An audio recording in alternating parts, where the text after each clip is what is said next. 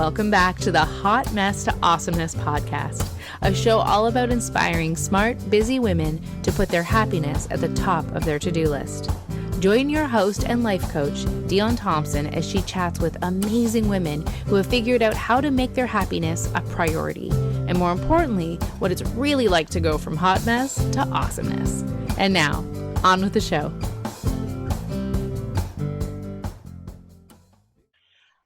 Welcome, everybody, to From Hot Mess to Awesomeness, the podcast, the break that every busy woman deserves. We are live streaming into our Facebook group for the first time, which is very exciting. So for those of you who are on Facebook, hello. And I have a very good friend of mine joining me today. I met this amazing woman at a networking event, as it happens in the world of entrepreneurs. We go out, we meet people, and me being my number one core value is connection. Shocker, I go out and I get interested in meeting people. And from the minute I met Jess, I was like, wow, this woman is on fire. And I, you know, yes, obviously I use that term quite a bit, but it really had that feeling like you were spark. And I loved every minute of it. And watching you as you have stepped into some really great things and really taking ownership of what brings you joy and what you're going to set aside and what makes sense to you for your family of four littles that are still very little, and making sense of that. So I'm super excited to have you on the podcast today to talk about how to see the awesomeness when you're stuck inside the hot mess. Like, how do you hold on to that vision when everything around you is like, holy fuck, what is happening, right? So I'm very eager to get that going.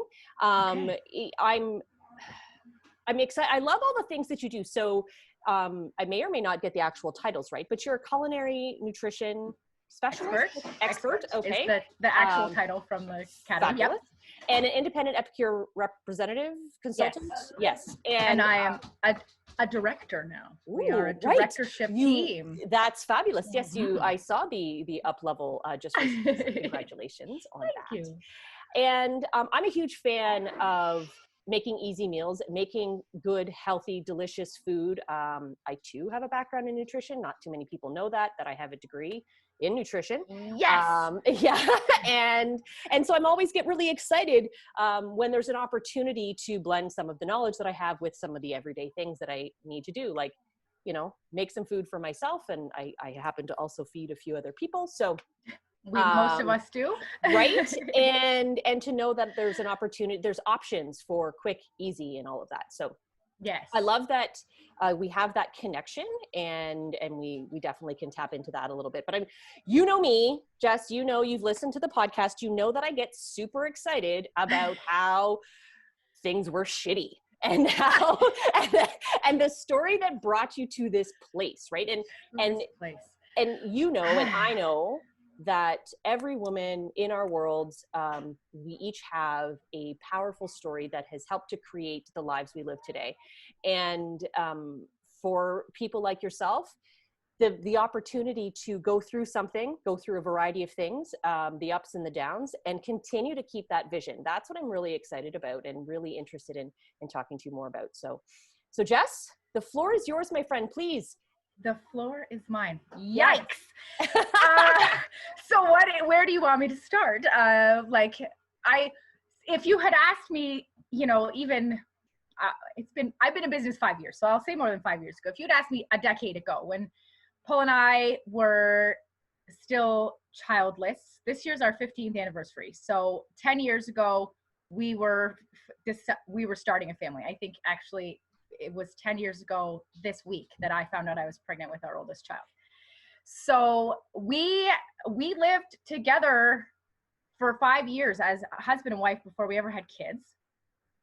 And if you'd asked me at that time if I saw myself as a direct sales director with a company that sells food, I might have laughed at you and said, probably not. I have done direct sales before. I did direct sales as a student. It was one of those things I did one summer between years at university, because direct sales it's a great opportunity for a student. You can make as much money as you want, really. The harder you work, the more you make. So there's no limitations of, you have 3.5 months of summer and you need to make $10,000. Well, you better hustle your butt. So like, I've always loved direct sales for that, right? Where it was never the job that my parents,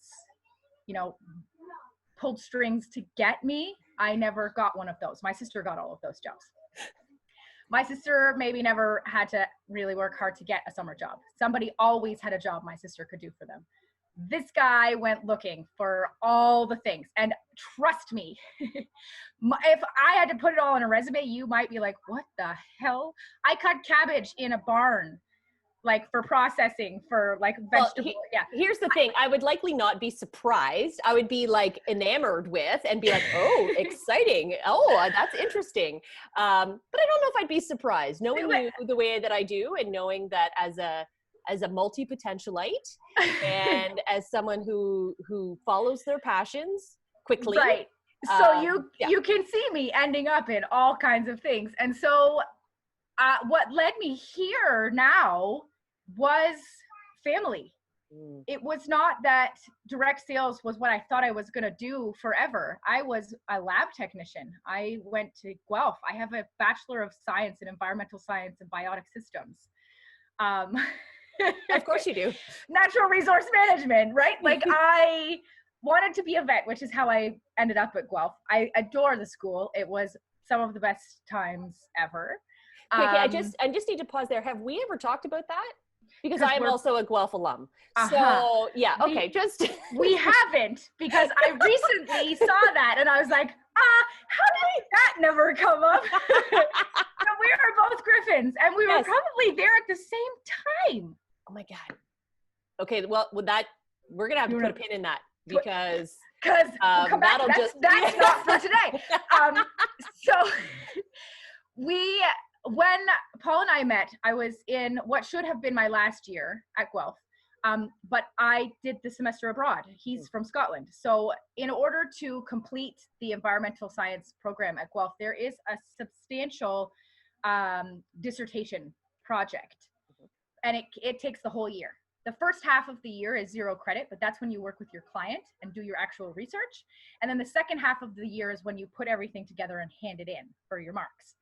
You can't do that in opposite years because So I couldn't do the dissertation my last year because I was in Scotland. So my 4-year degree took me 5 years, because when I came home, I had to finish it. And so he and I met while I was there, and I gladly would have just stayed in Scotland and never come back, except I had to come home and finish my degree, because it's one of those shoulds, right? Yeah. You paid all that money, you should probably finish your degree.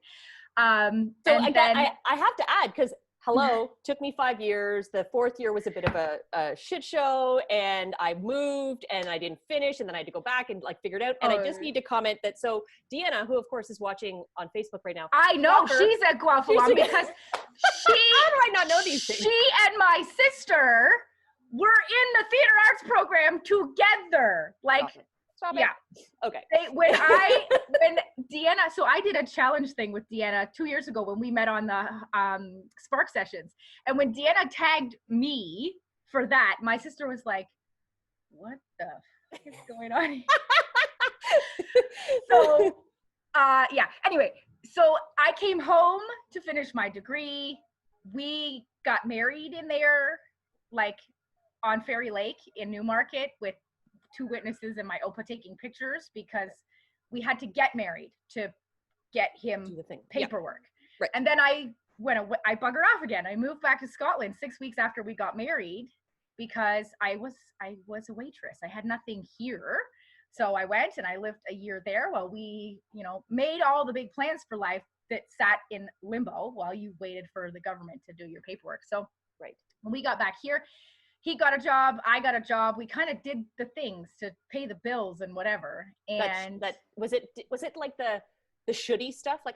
I remember being there in that space where everything and anything is possible, and then the action you take is the shouldy stuff. We moved back into my high school bedroom. Right.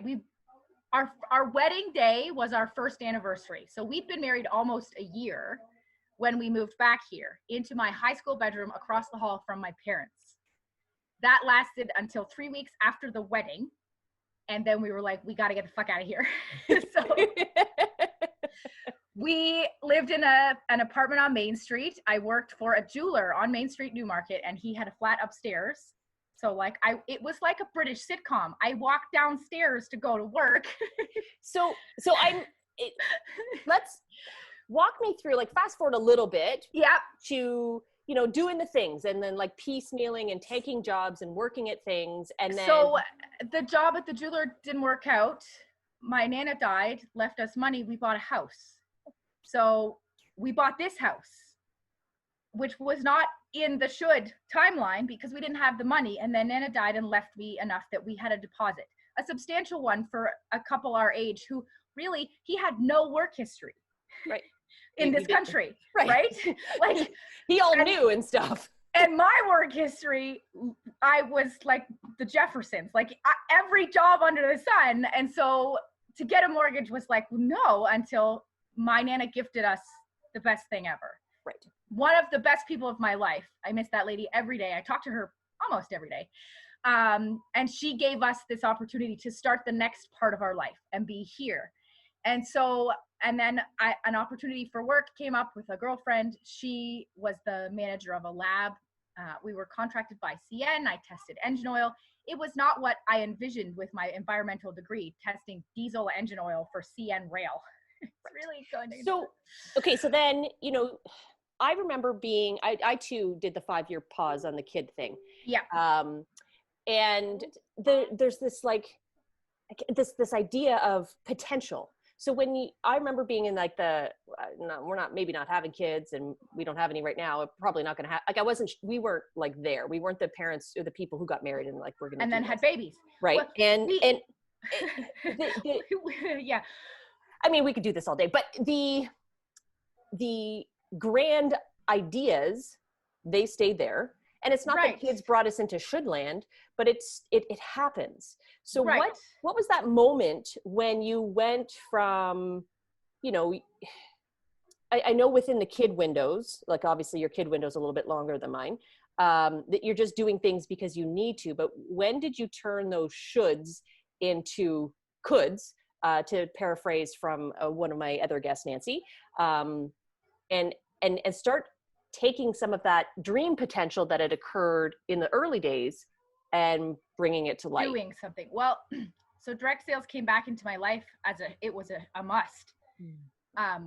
Paul, when he got here and got permission to work, he worked really hard. He moved up in a corporate big box. He was upper management. He had a great salary. And so that was when the babies happened. We were comfortable. We could have babies. And again, if you wait till you can afford them, you'll never have them, especially 4 of them. And when the third one, so we had the first 3 of them in 3 years. They're 2011, 12, 13 babies. The third one is December 2013. And in February of 2014, corporate big box said, have a nice life. I was home because number 2 and number 3 are 15 months apart. I didn't have time to go back to work between them to qualify for EI. And then suddenly we were home with nothing. He got a 6-month severance and they said, have a nice life, with no actual reason. Just, we don't have room in our budget for you anymore. Young managers are easy to get rid of because they're cheaper to let go of. So that's pretty much what it was. We were home almost that entire first year of her life. All of us, all 5 of us. So we lived this year 6 years ago, right? Because even though we could go places 6 years ago, we couldn't because we had no money. So we lived this life of isolation, except he was here too. I started running that year. I started a blog that year. It's still in WordPress land.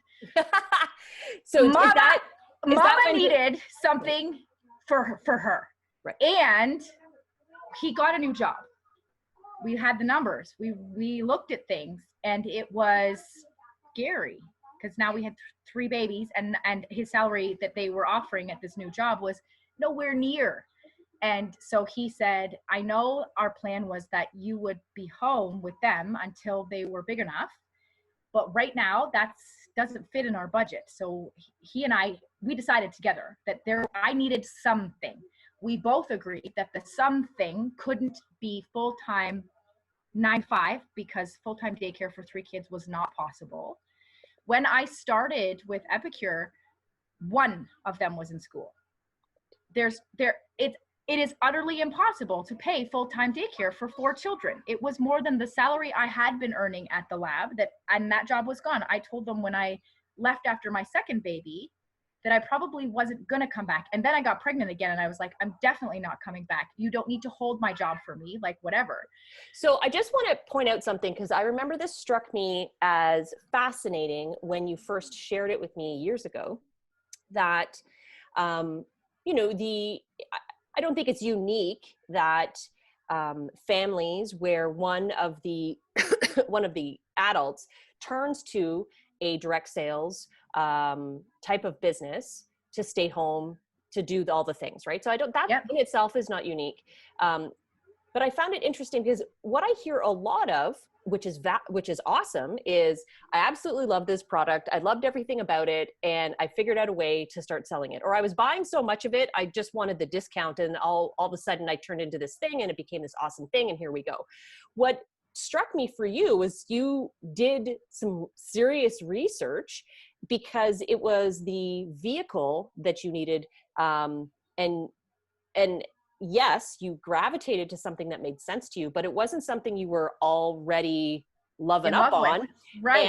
And then, so for me, I look at that and go, yes, you were in a bit of a hot mess moment, and doing Definitely what you could to figure it out. And I love how you turn to sort of some logic and combined it with some love.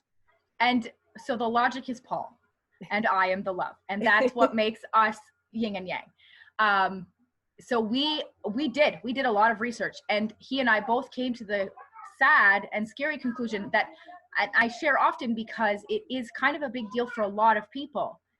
Either I live like a zombie and work nights or graveyards or something else, afternoon shift, swing shift, continental, whatever you want to call it, and never see him, barely see my children, and live like someone I don't recognize, because this guy does need sleep to function as a human. They're all good sleepers. That's why there's 4 of them. There would only be 1. If the third one was the first one, there would only be 1. But we realized that any place that even offered continental shifts or a night shift or a graveyard shift, you had to start at 4 p.m. Mm-hmm. He's not home till 6:30. I think that reality, I think you're right. I mean, being really aware of who you are and what was a necessity. Yeah. And then I want to say a bit of it's not a luxury. Just the minute to be able to pause inside of that. And not everybody has that. No. And unfortunately, I think that's sometimes why direct sales gets a bad name too, is that not everybody takes that moment of pause to really consider why they're considering direct sales, 1, as the whole business model, and 2, why they're considering their specific company. I actually just shared a blog post about this today on my page. Right. Because so often it is I was already buying the products, or someone I knew already loved them, or whatever, and so I jumped on, which is great, because if you already love it, that is check 1 on the list of things to think about when considering direct sales. Because if you don't love it, if it doesn't work for you, you're never going to be successful. Again, another reason why direct sales gets such a bad name is that people jump in because they really love that mascara, but they don't think about how they're going to use the whole business. So how does that lens, if you will, so this opportunity for you to blend the logic and the love, and I'm going to throw it out there that yes, Paul may be logical and you may be the lovey-dovey one. However, for you to be able to execute is beyond just partners being in our lives. So how would you say that you then took that lens, that way of viewing experiences, and how has that sort of played out in other areas of your life? Because I understand 100% the path that you chose, and not everybody takes, everybody walks a different path, Yes. And how they get to their business and how they get to their passion, how they get to doing what it is they do all day. That's going to differ. I think what's valuable in what you said is just the pause for whatever reason, and for so that you can, and this, because you've known me longer than a minute, connecting it to the big old values. The things. And so Paul and I researched together. We had it narrowed down to 3 companies. At the time, there were almost 100. I think now there's more than 100 direct sales companies in Canada. And it was a number of things. And what drew me to Epicure was Epicure. Our founder and CEO are mother and daughter. Family is one of my core values. We are a family-owned company. Nobody else invests money in how Epicure operates. It is still just mom and daughter, their money, their profits, deciding how we continue. We have a very large branch of Epicure is our charitable giving and philanthropic, right? And so we give money back to food security programs and things like that. The logical, Paul, it's food, but it's not shitty food, right? You can, we've all been part of school fundraisers where you buy ready to go pizza from Little Caesars. Everybody can get easy food.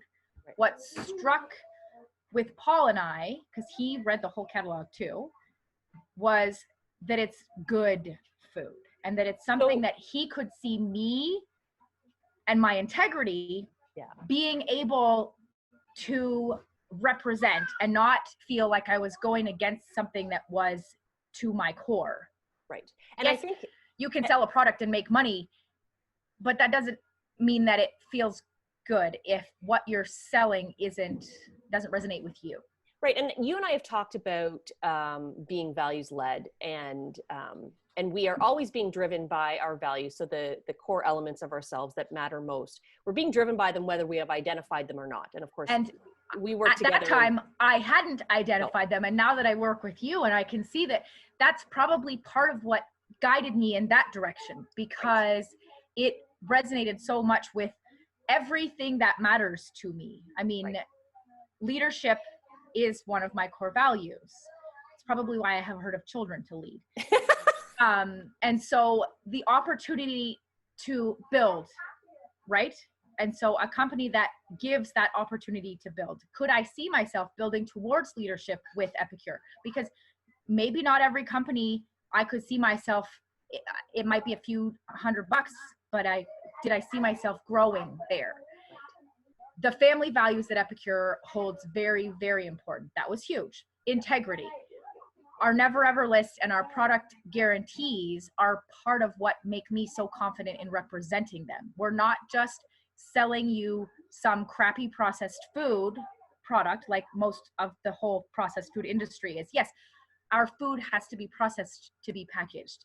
We're not a farmer's market, but our CEO, we Zoom with her twice a week right now to keep, again, twice a week, our CEO sits down in her living room and speaks to, on Mondays, our entire sales force, and on Fridays, our leadership team about what's going on at home office, with our staffing, with our shipping, with our production. The conversations she's had with our garlic growers in California, because again, we're a food product. We can't just make more until we get more, and that has been a huge thing. So I think that has been part of what has fed my fire and my passion to be a part of this company, is that I align with how our CEO and her mom, our founder, run the company. It makes me feel like I belong there, and it makes me confident to represent that I belong there, right? Can I just want to pause on that? Because number one, belong, super huge. Alignment is key. And I think, so the question is, when you look back on your resume, let's say, what, can you see the difference? And when I am a big fan of reflective practice. Obviously, for me and what I do and how I do it is looking back, evaluating, integrating, and learning. And I too can look back on my very sparkly and sparse and up and down resume and go, you know, what I thought was spring fever is possibly not being aligned with my values. What I thought was my problem, my fault, me not fitting in, was actually not being aligned and not feeling that true sense of belonging as myself. So what I think is so powerful when I speak with you, when I connect with you about, you know, if we're talking about Epicure specifically, but about the why that you do what you do, it's clear. I don't need to have done the Spark sessions with you and seen your values to know exactly what your values are. And I think for all the women who are feeling some serious disconnect, because as we evolve, whether you're a mom or not, but we evolve through the different facets of our lives, it's that alignment that is so crucial. Yes.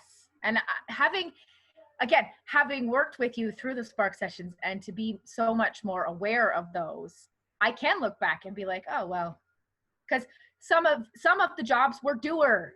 You do the things, there shoulds, right? Because it's what you're supposed to do. You go to uni, you get the degree, you get a job, you pay the bills. Yes, if you want to live in a house, you got to pay for it, but it doesn't mean that you have to pay for it by sacrificing yourself. Yes. And so that is part of, and I had a whole conversation yesterday with somebody that I just recently met. That has been the evolution of my why, to Simon Sinek, us here. Yeah. When I started, Epicure filled a gap. It was a job I could do, a business I could do in the time frame that we had that worked for our family. Because what Paul does, he's a doer. This conversation yesterday was, he feels pride in accomplishing his everyday because he gets paid to do that, and that keeps us safe. Yes. But that is not the same as feeling genuine joy and fulfillment from what you do, simply because what you do brings you joy and fulfillment. He is fulfilled because he looks after us. And I would even go so far as to say, you know, looking at every individual, no matter how strong and connected the partnership is, values are not identical. And No. so, and we can get into a whole other conversations around the dynamics of the relationships between men and women, the shame and should culture of men, and us as the partners with men, what that experience is like. But knowing that whatever the value is that he puts out front, that's what's driving the bus, right? Right. And so, and having lived through one of the most shameful things a man can live through, losing your job and not being able to support your family, is what fuels the shame and should pattern of what he continues to do now. So my why has evolved way more from just something to connect me to other grown-up humans outside of my home when I had young babies, and something to give us a little extra cash. I am now in a position as a director with a team to out-earn him if I choose to. I did last month, right? And he was excited about that, because that means as we grow this business, because he supports me along the way, I can become more sufficient, and he can do something that brings him fulfillment simply because of what he's doing, and not what he's doing pays him for doing that. And I think, I mean, if you listen to anything Simon Sinek has ever said, he gives you, and Tony Robbins and all of them, you can't think that your why is going to stay what it was when you started. And if you don't evolve with your why, that's where you get stuck. Right. And so being able to see the value in the business model, but the business I specifically represent, that it aligns with me makes it so much easier to grow it and build it and love it. And all the while, growing and building and loving what I do means that I get Paul closer and closer to being able to do something that he feels it's not just a should anymore. Right. I heard some really, I mean, that was all awesome. I heard some gold in there about the evolution of the why. And so to dial it back to our original sort of, how do you see the awesomeness when you're in the hot mess, is number one, I've said this over and over. There is no like, you're in hot mess and then you're in awesomeness, Blam. end of story. No, it's a cycle we go through, sort of like up a spiral of life, right? And so, you know, we can get into, you make a decision, it's research-based, you feel confident that it's the right thing to do for right now, which is always, you know, that's my new mantra right now, just do the next right thing. And but then your pendulum swings. Right. And so to know that you're following your values and you're connecting to what's important to you now. And then when it gets hot, messy again, not going, well, how do I make it back what it was? And how do I like, and standing firm and like, but it was the right thing. It's the right thing. And looking and saying, what is it that I need now? And we're going to stay like staying aligned with what matters and recognizing that we are evolving all the time. Funny you say it that way. I have a note from a call I was on last night with Steve Wilshire. He's specifically a direct sales trainer. And I wrote it down. What would, sorry, I'm on the wrong page here. What might I need to change about myself and what I'm doing in order to get what I want? Right? And so that is where the evolution comes from, because you see, it's a meme. You're never going to get anything more than what you already have if you don't do anything more than what you're already doing. Right. And I think you nailed it. I mean, or maybe he nailed it, Steve whatever. nailed it. It's this idea, and this is something that I think is so important, especially now when we're looking at intentional evolution for so many of us, about learning, listening, unlearning, re-listening, and knowing that the fingers point this way, right? So the changes that I am experiencing